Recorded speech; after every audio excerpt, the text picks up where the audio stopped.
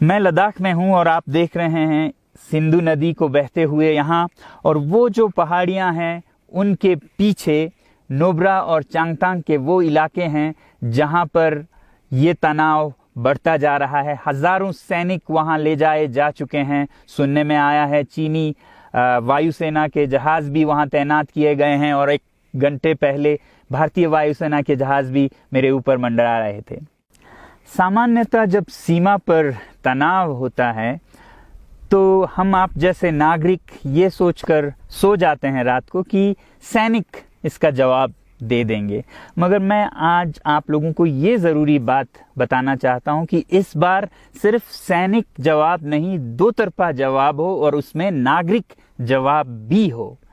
तो आप जैसे नागरिक दिल्ली, मुंबई और बेंगलोर और अनेक शहरों से क्या कर सकते हैं इसमें, ये समझने के लिए पहले हमें समझनी होगी चीन की ये हरकत और वो ऐसा क्यों कर रहा है।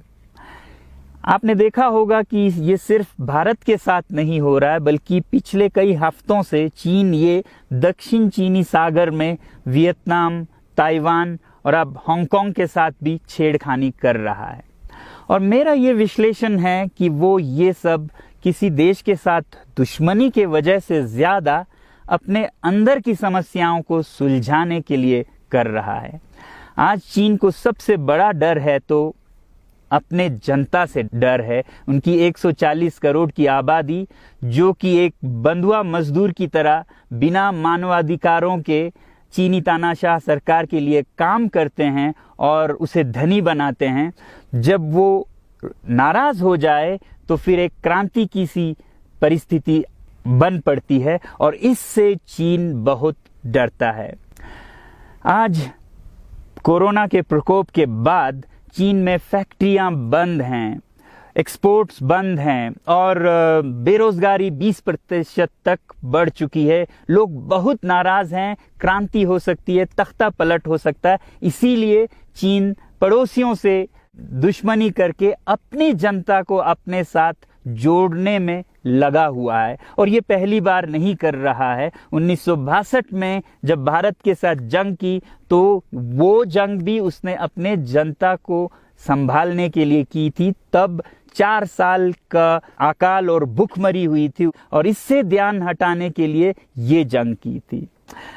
चीन के लिए अपनी जीडीपी और जो खुशहाली है उसे बढ़ाते रहना बहुत ही ज़रूरी है, और जिस दिन जीडीपी घट जाए वहाँ की जनता क्रांति के लिए तैयार है।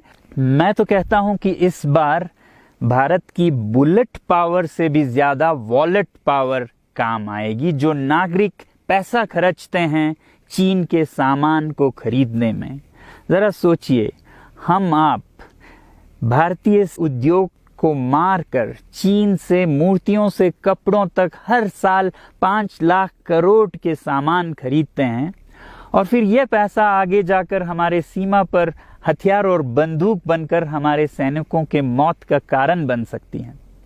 तो इसलिए अगर हमारे देश के 130 करोड़ लोग और 3 करोड़ जो भारतीय बाहर के देशों में हैं, सब मिलकर भारत में और बल्कि दुनिया भर में एक boycott made in China movement या अभियान शुरू करते हैं, तो आज दुनिया भर में चीन के प्रति रोष है। हो सकता है कि सारी दुनिया साथ आए और इतने बड़े स्तर पर चीनी व्यापार का बॉयकॉट हो कि चीन को जिसका सबसे बड़ा डर था वही हो, यानी कि उसकी अर्थव्यवस्था डगमगाए और उसकी जनता रोष में आए, विरोध और तख्ता पलट। और अगर हम ऐसा नहीं करते हैं तो कितनी बदनसीबी की बात होगी भारत के लिए, ज़रा सोचिए। एक तरफ हमारे सेना सीमा पर जंग लड़ रही होगी और दूसरी तरफ हम आप चीनी सामान, मोबाइल से लेके कंप्यूटर्स, कपड़ों से लेके खिलौनों तक को खरीद कर उनकी सेना को पैसा भेज रहे होंगे, चीन की सेना को। ये तो हुई हार्डवेयर की बात। दूसरी तरफ हमारी युवा चीनी सॉफ्टवेयर, एप्स, गेम्स जैसे टिकटॉक, शेयरिट, इन सब में मस्त, उन्हें दूसरी तरफ से करोड़ों का पैसा भेज रहे होंगे। तो इसलिए बहुत ज़रूरी है कि हम एक नागरिक जवाब ज़रूर दें और इसे एक अभियान बनाएं, ग्लोबल मूवमेंट की तरह। ये बॉयकॉट मेड इन चाइना का जो अभियान है वो भारत के लिए भी एक वरदान साबित होगी। जैसा कि हमारे प्रधानमंत्री ने एक विजन हमें दिया था स्वावलंबन का, सेल्फ रिलायंस, वो तब हो सकता है जब हमारी अपने उद्योग फलें फूलें। और जब हम बॉयकॉट करते हैं इन सामान का, तो अपने देश के उद्योग का, उत्पाद का हम प्रयोग करेंगे और उससे मजदूरों को रोजगारी मिलेगी और सारा देश खुशहाल होगा। बजट होगा कि हम और अच्छी तरह से टक्कर ले सकें सीमा पर भी। तो इसके लिए मैं आप लोगों से अपील करता हूं कि जहां तक ऐप्स और सॉफ्टवेयर की बात है, तो हमारे युवाओं को एक हफ्ते में उन्हें अनइंस्टॉल करना चाहिए। Boycott made in China, software in a week and hardware in a year.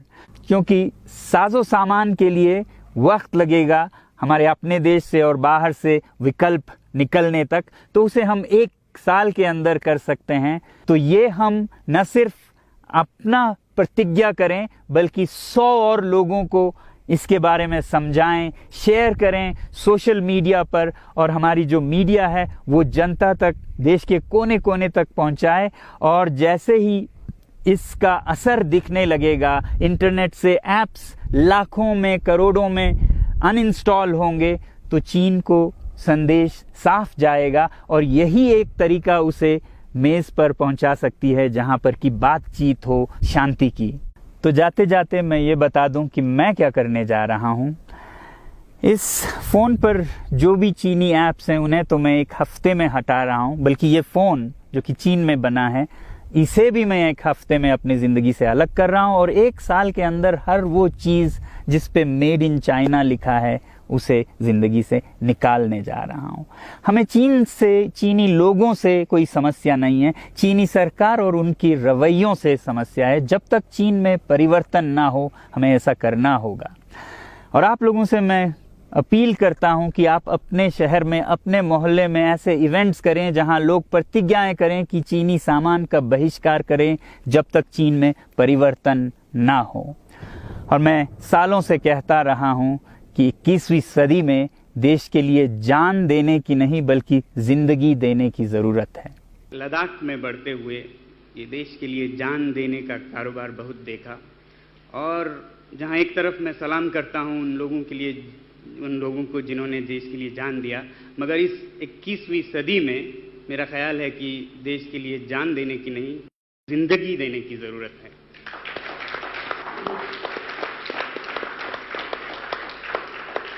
तो आप भी निभाइएगा अपना रोल। जय हिंद।